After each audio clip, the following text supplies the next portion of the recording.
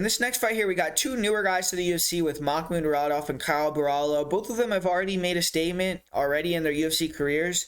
Makhmud Muradov, he had his hype taken by GM3 in his last fight. He came into that fight a winner of 14 in a row. He had two fights in a row in the UFC where he got knockouts, and he was a minus 600 favorite on the money line, but ended up dropping the ball and got submitted in the second round. But he has a chance to snatch all of that hype back here, though, as he takes on a streaking Caio Borralho. Borralho's looked awesome since joining the UFC banner. He had two fights in the Contender Series. One was at light heavyweight. He was able to get a finish at the light heavyweight fight, win a decision. And so far in the UFC, he's gone 2-0 with two dominant decision wins. And Borralho works with Damian Maia and a plethora of world-class grapplers in Brazil. It shows, and he has not lost fights since 2015. Currently on a 12-fight unbeaten streak.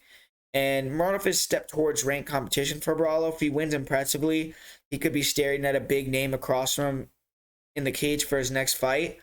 And yeah, I mean, this is another one of these contrast to style type matchups. With Makhmud Muradov, we got a guy that's very explosive. He's tall, rangy, long. In this fight, he's actually not going to have as pronounced as a reach advantage as he usually has. It's only going to be half an inch.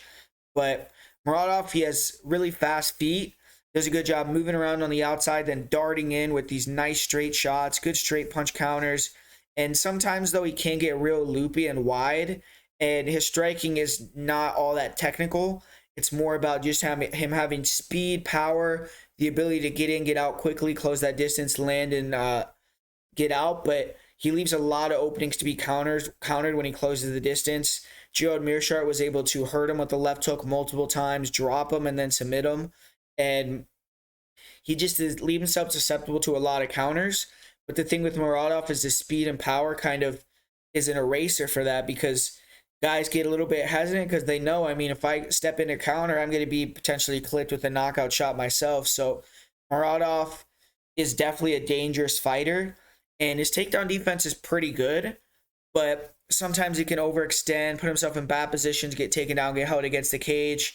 And like I said, in his last fight, he got dropped or got hurt and then got submitted. So he does have a little bit of deficiencies when he actually does get to the ground. It seemed like he gave his back immediately to GM3, looking to get up both times that he got taken down. And the second time he gave his back, he got submitted with the rear naked choke.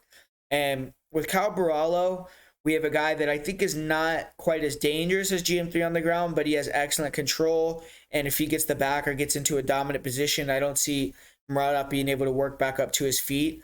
But Muradov in this fight, he has to pressure, stay, with effective pressure, feints, in and out movement, back up Borralho and throw straight shots.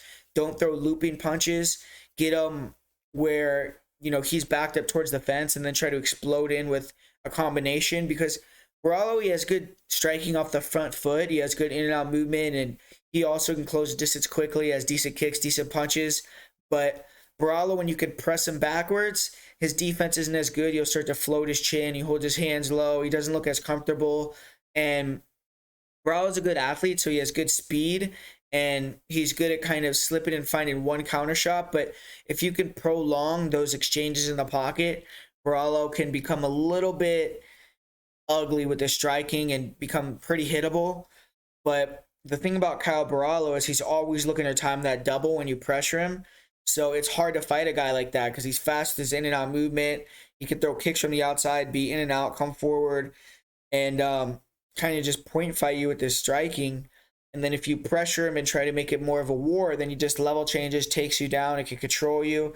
And Borralho, he isn't really that much of a submission artist. I don't know if he just doesn't have a great submission game, or he just feels like he's more worried about controlling for MMA. But you see in his fights that he's not all that worried about finishing. Even when he gets to the back, he's more worried about just keeping the position rather than locking in the chokes and things like that. Like his last fight, he fought Armen Petrosian, who's a kickboxer, and he got the back multiple times. You would think against someone of that acumen, he would have been able to lock in that rear naked choke or get some sort of submission.